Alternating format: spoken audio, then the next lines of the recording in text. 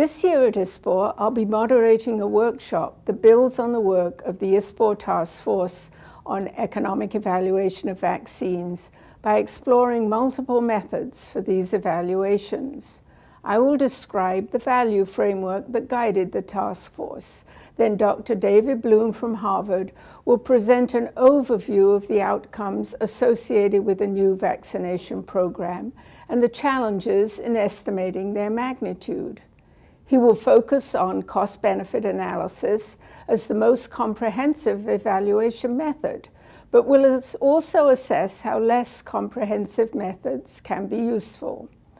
Dr. Americo Cicchetti of Rome will present the results of his Italian vaccination program assessment using a fiscal modeling approach.